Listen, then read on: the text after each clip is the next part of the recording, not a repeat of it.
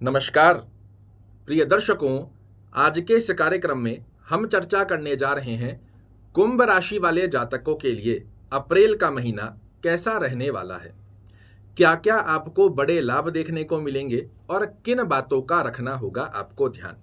साथ ही बताऊंगा आपका स्वास्थ्य दृष्टिकोण क्या संकेत दे रहा है, करियर और फाइनेंस का दृष्टिकोण किस प्रकार अप्रैल के महीने में आपके सामने प्रदर्शित होगा, आपका भाग्य, शिक्षा, यात्रा, दाम्पत्य जीवन और प्रेम संबंधों की गतिविधियां क्या संकेत दे रही है, कौन से वो शुभ अंक हैं, कौन से वो शुभ रंग हैं, कौन से वो शुभ दिवस हैं जिनका पालन कर कर आप बना सकते हैं अप्रैल के महीने को यादगार और हमेशा की तरह एक ब्रह्म की जिसका पालन कर कर बड़े ही सुंदर स्वरूप में आप कर सकते हैं अपने मनोरथों को पूर्ण। सबसे पहले प्रारंभ करते हैं स्वास्थ्य दृष्टिकोण की स्थिति अप्रैल के महीने में आपके लिए क्या संकेत दे रही है।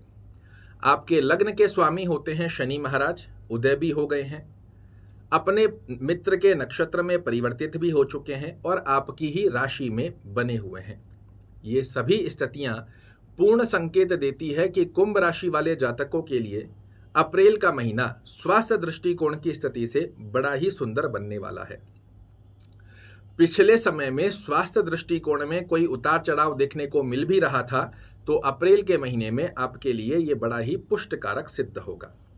बात करें यदि करियर दृष्टिकोण की स्थिति क्या संकेत दे रही है, तो आपके कर्म भाव के स्वामी होते हैं मंगल महाराज, जो कि पूरे अप्रैल में आपके पंचम भाव में संचरण करेंगे। कर्म क्षेत्र में आपको इस महीने में बार बार आकस्मिक लाभ की गतिविधियां मंगल महाराज की कृपा से निश्चित रूप से मिलने वाली है।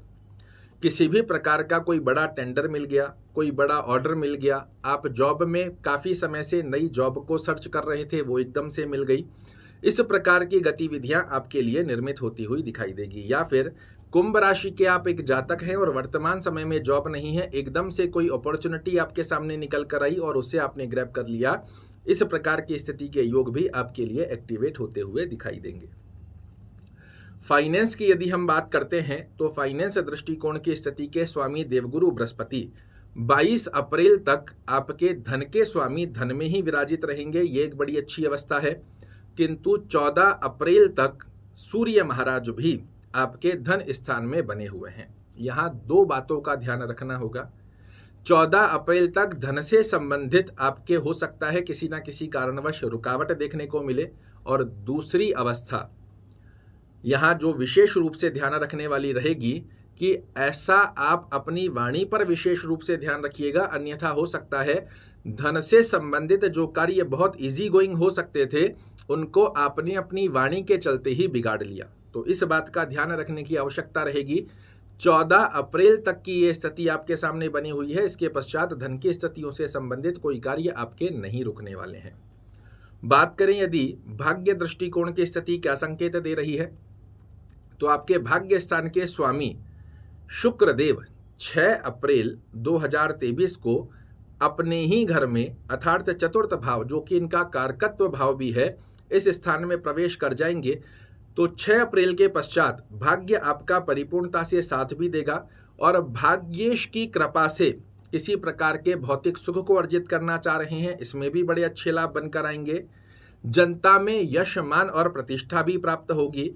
कर्म क्षेत्र में श्रेष्ठ कारक लाभ भी देखने को मिलेंगे। तो 6 अप्रैल के पश्चात भाग्य दृष्टिकोण भी आपके लिए बेहद सुंदर बना हुआ है।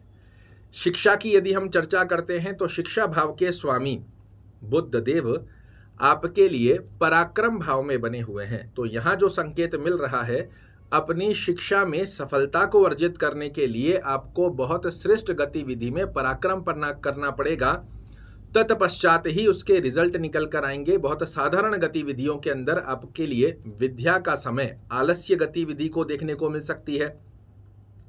अपनी विद्या से अलग हटकर आप अन्यत्र कार्यों में रुचि जाहिर करने लगे, ऐसी स्थिति देखने को मिल सकती है। तो मैं आपको यही सजेशन दूंगा, अपनी विद्या के ऊपर कड़ा संघर्ष और मेहनत कीजिएगा, निश्चित रूप से देखने को मिलेंगे आपको पक्षकारी परिणाम।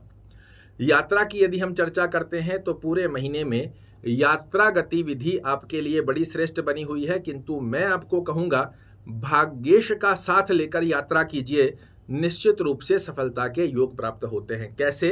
तो 6 अप्रैल के पश्चात अगर आप व्यापारिक यात्रा कर रहे हैं, भौतिक सुखों को प्राप्त करने की यात्रा कर रहे हैं, इसमें आपको सफलता मिलना तय हो जाएगा। 1 से लेकर 6 अप्रैल तक की ड्यूरेशन में आप थोड़ा सा प्रयास कीजिए, यदि संभवत है तो यात्रा को टालने का प्रयास कीजिएगा।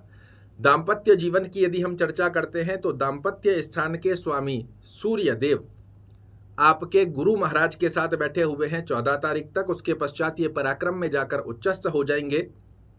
तो यहाँ थोड़ी सी सामंजस्य बैठाने की स्थिति पर आपको कार्य करना पड़ेगा, अन्यथा दाम्पत्य जीवन में कटु वाणी के शब्दों का प्रयोजन करने के चलते आप दोनों में मनमुटाव की स्थितियां देखने को मिल सकती है।